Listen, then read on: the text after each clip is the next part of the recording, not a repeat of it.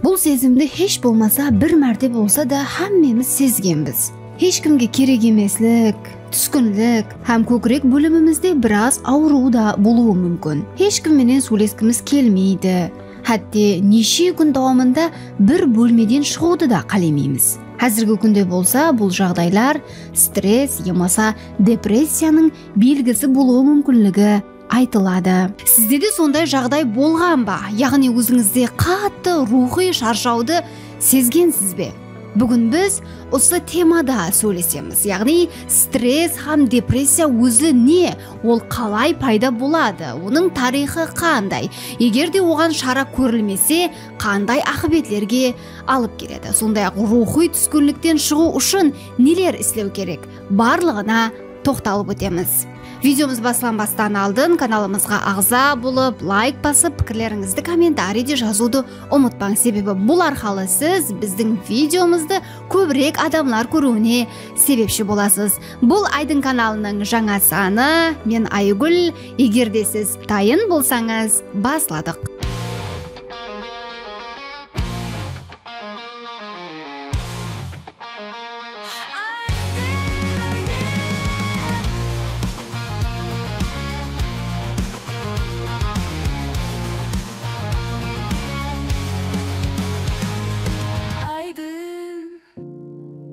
Стресс бұл денеміз һәм санамыздың әр қандай қауіплі ямаса басым астындағы жағдайларға реакциясы. Әр біріміз өмірімізде стрессті сезгенбіз, себебі бұл табиғи бір реакция. Ол әдетте дене һәм рухи жағдайларымызды тез өсіруге итермелейді. Мысалы, егер біз қауіплі жағдайға дұс келсек, ямаса жүдә көп жұмыс істеп атырған болсақ, стресс сезуіміз мүмкін. Бұл жағдайда дене көбірек энергия іздеп шығаруға харекет етеді. Бұл болса бізге жағдайға тез жауап беру имканиятын береді. Стресс көп жағдайларда дененің күресу ямаса қашу режиміне өтуіне себеп болады. Стресс жүз беруінің екі түрі бар. Қысқа мүддетлі һәм ұзақ мүддетлі. Қысқа мүддетлі стресс бұл нормал жағдай. Ол адамды мотивацияға шақырады һәм жәрдем береді. Яғни вазифаларды орындауға түрткі болады. Мысалы, үлкен имтихан ямаса ахметлі ұшырасу алдынан стресс сезінуі табиғи, себебі бұл көбірек диққат һәм энергия топлауға жәрдем береді. Бірақ та ұзақ мүддетлі стресс денсаулыққа зиян жеткеруі мүмкін. Ұзақ уақыт давамында стрессті басқару имканияты болмаса, ол физикалық һәм рухи саламатлыққа ұнамсыз тәсір көрсетуі мүмкін. Оған шаршау, ұйқысыздық, ашулану һәм хәттегі жүрек кеселіктері сияқты ауыр машқалалар себеп болуы мүмкін. Стрессті тұрақлы түрде басқарып тұру жүдә ахметлі, себебі оның ұнамсыз тәсірлері біздің тек қана тұрмысымызға, бәлкі денсаулығымызға да жаман тәсір етуі мүмкін. Соның ұшында стрессті басқару, дем алу һәм ұнамлы пікірлеу ахметлі. Қараң, стрессті сезудің тикарығы үш түрі бар. Біріншісі физикалық, екіншісі эмоционалық, үшіншісі болса когнитивлік. Олар біздің денемізге һәм психологиямызға түрліше тәсір етеді. Сондай-ақ олардың өз алдына себеплері һәм ақыбетлері бар. Физикалық стресс бұл денеменен байланыслы стресс. Ол көбінесе физикалық зорығу, артықша жүктеме, ұзақ уақыт давамында жұмыста болу, ямаса ұйқының бұзылуы сияқты факторлар себеплі келіп шығады. Мысалы үшін, ұзақ уақыт давамында физикалық шынығулар істеу, ауыр жұмысларды көтеру, ямаса кеште жақсы дем алу имканиятын жоғалту, бұлардың барлығы дене стрессін арттыруы мүмкін. Ол дененің зорығуына алып келеді һәм бұл жағдай ұзақ уақыт давамында давам етсе, бұл жүрек қан тамыр системасы, бұлшықеттер һәм басқа да органлар үшін ұнамсыз тәсір көрсетуі мүмкін. Эмоционал стресс болса, рухи жағдайларымызға тәсір етеді. Бұл түрдегі стресс инсанның ішкі сезімлері һәм кейпиятыменен байланыслы. Эмоционал стресс қапа болу, қауітерлену, қайғыру яки ашулану менен байланыслы. Мысал үшін, жұмыстағы қиыншылықтар, жаңара ағзалары менен машқалалар, ямаса тұрмыстағы келіспеушіліктер эмоционалдық стресске себеп болуы мүмкін. Бұл түрдегі стресс адамды рухи һәм сезімлік жақтан шаршап, ұнамсыз пікірлер һәм сезімлерді күшейтеді. Когнитив стресс болса біздің санамыздағы ұнамсыз пікірлердің тез такрарлануынан келіп шығады. Анықтығы ол біздің пікірлеуімізге байланысты. Сондай-ақ ол өзімізді, сондай-ақ атрапымыздағы адамдарды тұрақлы түрде критикалау арқылы, сондай-ақ ұнамсыз нәрселерді ойлау арқылы жүзеге келеді. Сондай-ақ мұдамы мен мына жұмысты істей аламан ба? Ямаса бұл жағдайды қалай басқару мүмкін деген пікірлерменен жасау когнитив стрессті еледе арттырады. Бұл өз кезегінде тұрақлы қауетерлену, өзіне болған сенімсіздік һәм үмітсіздікті келтіріп шығарады. Әрбір стресс түрі өзіне тән тәрізде денеміз һәм ақылымызға тәсір етеді. Соның үшін стрессті басқару үшін денеміз һәм санамызды жақсы түсіну, дем алу һәм ұнамсыз пікірлерді басқару ахметлі. Стресспенен байланысты нәрсе бұл кортизол гормоны. Ол һәм стресс арасындағы байланыс жүді күшлі һәм жақын. Кортизол бұл стресске жауап ретінде іздеп шығарылатын арғы гормон болып, оның іздеп шығарылуы стресстің өзіне байланысты. Стресс һәм кортизол арасындағы байланысты және де тереңірек түсіну үшін олардың қалай істейтінін жақсылап көріп шығу керек. Стресслі жағдайларда денемізге қауіплі ямаса жоғары басым астындағы жағдайлар келгенде ми гипоталамус һәм зоб безін іске қосады. Бұл бездер кортизолды іздеп шығара бастайды. Кортизолдың арғы вазипасы организмді қауіпке таярлау, дене һәм сананы күресу ямаса қашу режиміне өткеру. Бұл жағдайда кортизол дәрежесі көтеріледі һәм төмендегі өзгерістерге алып келеді. Жүрек ұруы тезлеседі, себебі денені қауіпке таяр болуы үшін көбірек қан ағымы зәрур. Дем алу кескінлесіп кетеді. Дұрыс, кислород жеткерілуі үшін тезірек дем алу керек. Бұнан сқары кортизол метаболизмді тәртіпке салады. Углеводлар һәм майлардың тезірек энергияға айлануын тәмінлейді. Бұл кортизолдың қысқа мүдделі тәсірі, яғни стресске тез жауап беру үшін зәрур болған физиологиялық процесслері. Бірақ егер стресс ұзақ давам етсе, ямаса тез жүз берсе, кортизолдың тұрақлы жоғары дәрежесі инсан организміне ұнамсыз тәсір көрсетуі мүмкін. Ойлап көрің, егер де стресс ұзақ уақыт және жоғары дәрежеде болса, онда кортизол деген дәреже артып кетеді. Ал бұл болса, ұнамсыз ақпетлерге алып келуі мүмкін. Соның ішінде иммун системасының әлсіреуі, яғни біз айтқан кортизол деген дәреже артып кетсе, онда организміміздегі иммун системасы төмендейді. Ал бұл арқылы болса, организміміздің кеселдіктер һәм инфекцияларға қарсы күресуі күшсізленеді. Сондай-ақ тұрақлы түрде стресс һәм кортизол дәреженің артып кетуі жүрек қан тамыры кеселдіктеріне де алып келуі мүмкін. Кортизол ұйқы тәртібін басқарады. Егер кортизол тұрақлы жоғары болса, бұл ұйқыны бұзуы һәм ұйқы сапасын төмендетуі мүмкін. Адамдар ұйқыны табуда, ямаса терең ұйықтап алуда қиыншылықтарға ұшырауы мүмкін. Кортизол организмде майлардың топлануына алып келеді, әсіресе қарында. Бұл артықша салмаққа себеп болуы һәм метаболизмді жаманластыруы мүмкін. Тұрақлы стресс һәм артықша кортизол, депрессия, қауетер, кейпият өзгеруі һәм рухи саламатлықтың басқа да машқалаларына алып келу ықтималы жоғары. Кортизолдың кері тәсірлерін кемейттіру һәм стрессті басқару үшін төмендегі ұсуларды қолдану мүмкін. Йога, медитация һәм дем алу шынығулары кортизолды азайттыруға жәрдем береді. Тұрақлы түрде физикалық шынығулар істеу кортизол дәрежесін басқаруға жәрдем береді һәм стрессті азайтады. Ауқатты дұрыс һәм тең салмақлы пайдалану кортизолды нормалластырады. Сапалы ұйқы кортизол дәрежесін төмендетуге жәрдем береді һәм рухи саламатлықты жақсылайды. Стресс һәм кортизол бір-біріменен тығыз байланысқан. Стрессті басқару һәм кортизол дәрежесін нормаластыру арқылы біз өз саламатлығымызды сақлап қалуымыз мүмкін. Соның үшін стрессті басқару ұсуларын үйрену һәм оларға әмел ету жүді ахметлі. Егер стресс ұзақ уақыт давам етсе һәм ол басқарылмаса, бұл депрессияға алып келуі мүмкін. Мысал үшін, жұмыстағы тұрақлы басым, жеке жұмыстағы қиыншылықтар, ямаса қаржылық машқалалар ұзақ уақыт давамында адамның рухи жағдайына ұнамсыз тәсір етеді. Һәм ол тұрақлы қайғы, үмітсіздік һәм энергия жоғалуына алып келеді. Стресстің өзгермейтұғын, шешілмейтұғын жағдайлар менен байланысты болуы депрессияға айлану ықтималын арттырады. Егер инсан өмірінде стресслі жағдайды өзгерту ямаса басқару имканияты болмаса, бұл жағдай адамды үмітсіздікке түсіруі һәм депрессия баслануына себеп болуы мүмкін. Стрессті басқару үшін адамлар көбінесе социалдық байланыстардан ұзақласады.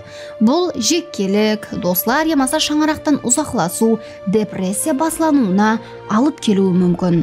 Жалғыз қалу стрессті күшейтеді һәм адамды қайғы, сондай-ақ үмітсіздік сезімі менен толтырады. Депрессия бұл заманауи психологияда жүдә кең тарқалған рухи кеселік болып, оның тарихы ұзақ дәуірлерге барып тақалады.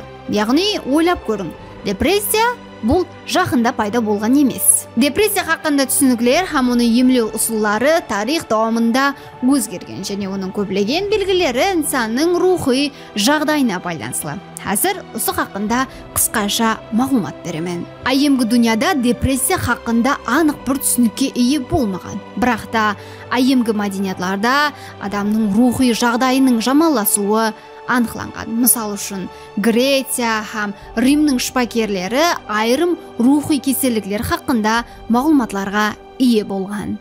Рим философы Гиппократ біздің эрамызға шекемгі 460-370 жылларда жасап өтіп, рухи кеселіктер һәм меланхолия хақында айтып, депрессия ямаса қайғы жағдайын критикалаған. Ол сондай-ақ меланхолияны ішкі қара чакра деп тарифлеген. Бұл болса, оның дәуірінде депрессияның бір түрі сипатында түсініледі. Осы жерде сұрау пайда болады. Меланхолия һәм депрессияның қандай парқы бар? Меланхолия бұл жүдә айымнен белгілі болған рухи жағдай болып, әдетте терең қайғы, үмітсізлік һәм босылық сезімі менен характерленеді.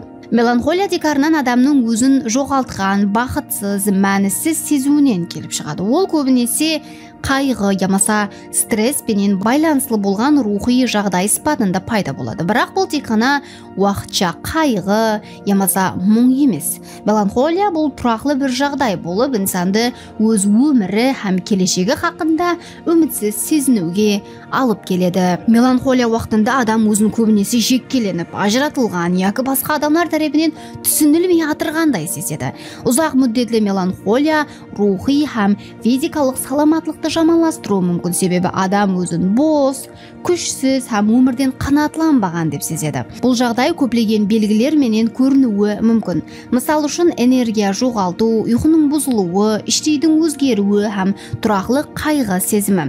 Меланхолия кейде бір адам ямаса жағдайдың жоғалуы, ұзақ давам еткен стресс ямаса өзгермейтұғын машқалалар нәтижесінде пайда болады. Меланхолия әдетте депрессия менен байланысты болады. Себебі оның көптеген белгілері депрессияға жақын. Меланхолия көбінесе терең қайғы һәм рухи кеселіктен келіп шығады. Ал бұл жағдайда болса, адам өмірінің мақсатсызлығы сезіледі. Бірақ та меланхолия һәм депрессия арасында парқ бар.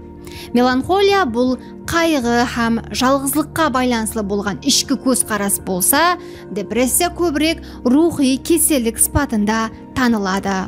Орта ғасырлар давамында рухи кеселіктер һәм депрессия хақындағы білімлер жүдә шекленген еді. Көпшілік жағдайларда рухи машқалаларды діни ямаса рухи себеплер менен түсіндіреді. Һәм бұл адамлар көбінесе һәм жаһан тарапынан түсінілмеген. Сол дәуірде депрессияны жинлер ямаса жаман рухлар тарапынан келтірілген деп есепталған. Рухи кеселіктерге қарсы емлеу ұсулары әдетте діни мәресімлер, төбелесу ямаса жауыз рухларды шығару үшін әр түрлі ритуал һәм хирургиялық операциялардан ібарат болған. 18 ғасырдың ақырына келіп, рухи кеселіктер хақында іліми түсінік рауаждануды баслады.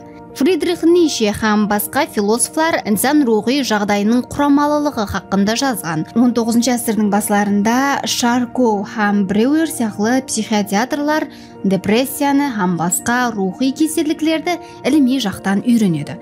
Бул дәуірде депрессия көбірек невроз ямаса истерия сияклы түсініктер менен байланыслы болады. 20 ғасырдың басларында Зигмунд Фрейд депрессия хақында өз теориясын ислеп шыққан. Фрейдтің пікірінше депрессия бұл ішкі тынышсызланулар һәм көптеген буылған сезімлердің нәтижесі. Фрейдтің психоаналитикалық жантасуы депрессияны санасыз процесслерден, әсіресе жеңілгендік һәм өлтірілген арзулардан келіп шығатынын түсіндіреді. Бұл жаңа қатынас депрессияны түсінуге жәрдем берді һәм оны емлеуде жаңа ұсуларды келтіріп шығарды. 20 ғасырда депрессия һәм басқа рухи кеселдіктері бойынша іліми зерттеулер давам етеді. Эллиот һәм Кляйн сияклы психотерапевтлер депрессияны сезімлер һәм сана асты процесслері менен байланыстырып түсіндірді. 1950 жылларда депрессияны емлеуде үлкен өзгерістер жүз берді, себебі антидепрессант дәрілер ойлап табылды. Бұл дәрілер депрессияны емлеуде жаңа дәуірді баслады, себебі бұрын тек психотерапия ямаса басқа ұсулар жәрдемінде депрессияны басқаруға әрекет ететін еді. МОА инхибиторы һәм трициклик антидепрессантлар ойлап табылған. Бұл болса депрессияны емлеуде жаңа дәуірді баслап берді.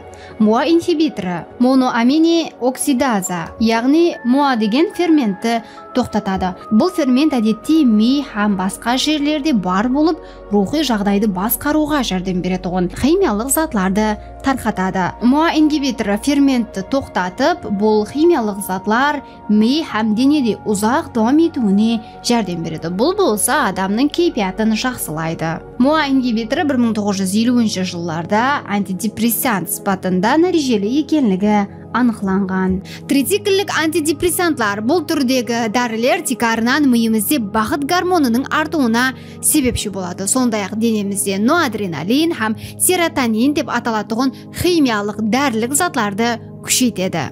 Бұл затлар адамның кейпиятын басқарады, рухи жағдайын жақсылайды һәм ең текарғысы депрессияны азайтады. Трициклік антидепрессантлар көптеген депрессия һәм қауетерлі жағдайларда оны емлеу құралы сипатында қолданылған. 1960-1970 жыллары когнитив терапия һәм терапия сияклы ұсулар ислеп шығылды. Бұл ұсулар депрессияны емлеуде жаңа жақынласуды ұсынды.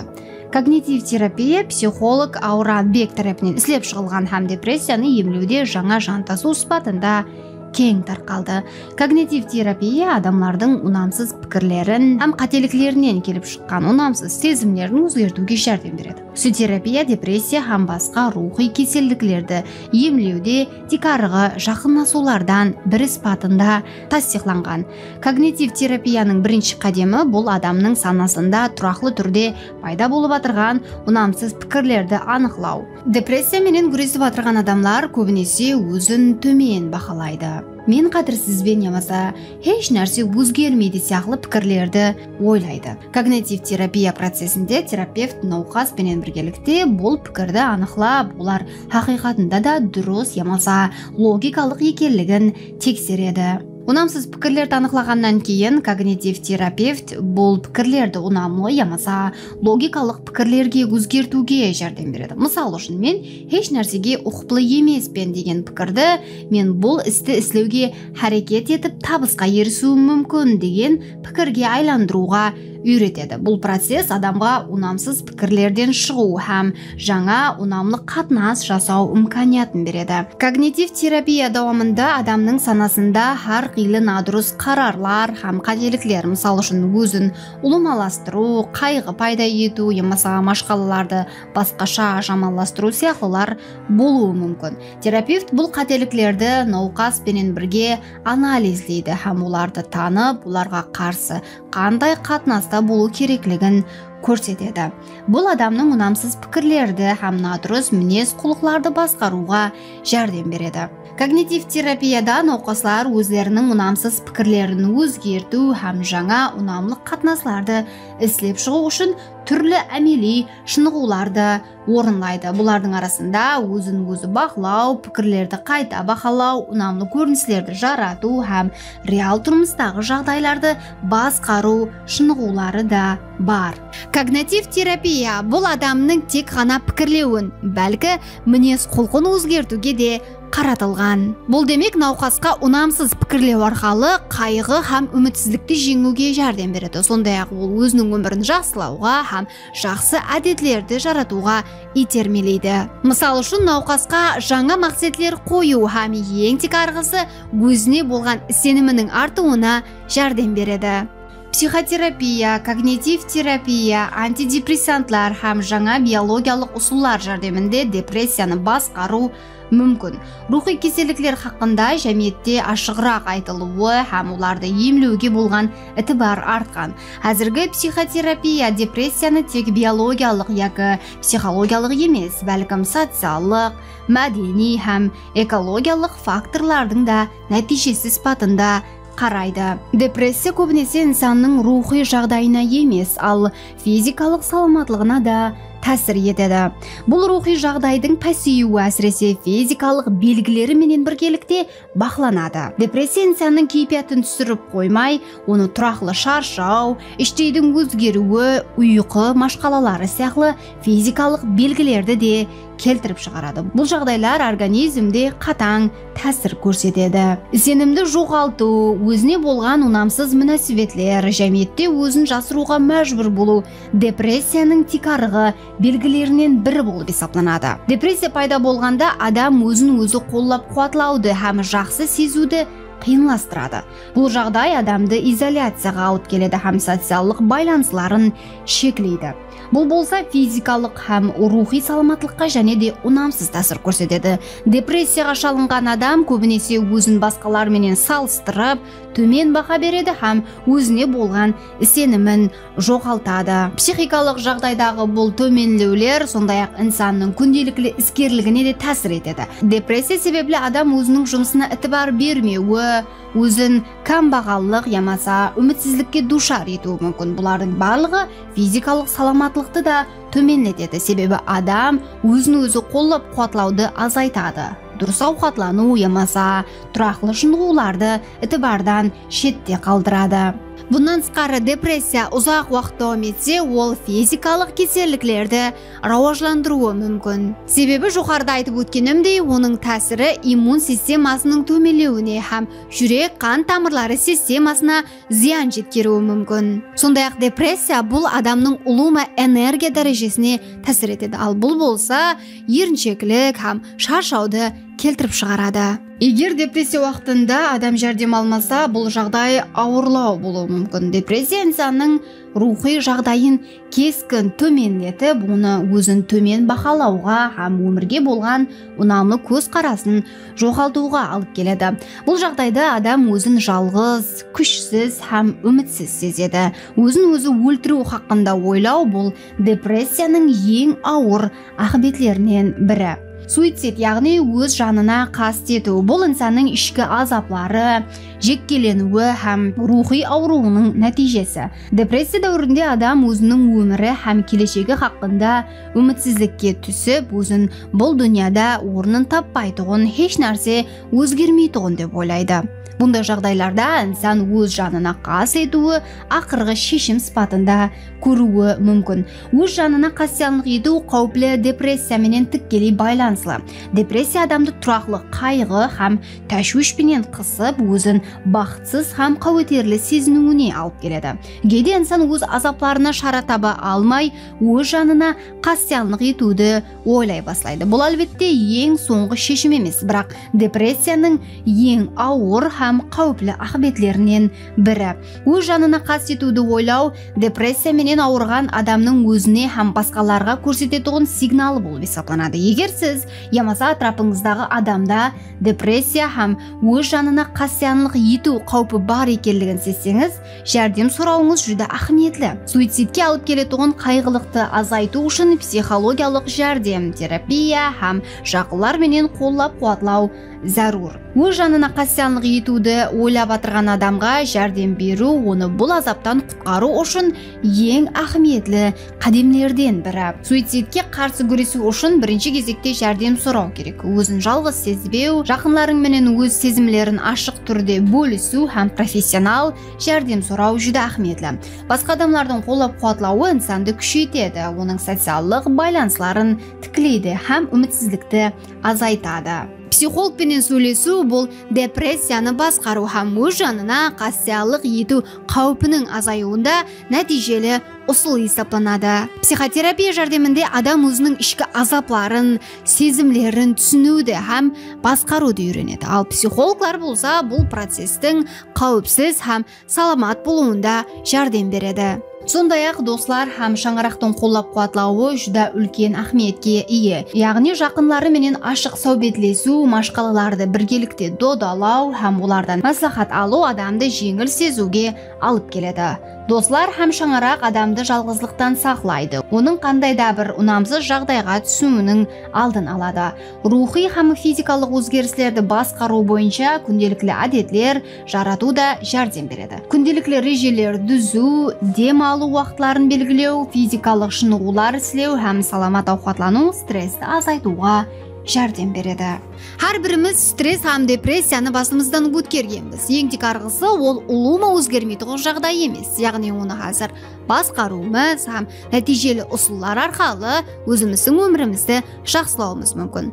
Ал сізде осындай стресс һәм депрессия жағдайлары болған ба? Егер болған болса, бұл процестен қалай шығып кеткенсіз? Пікірлеріңізді комментарийде жазып қалдырың. Айдың каналының жаңа санында көріскенше.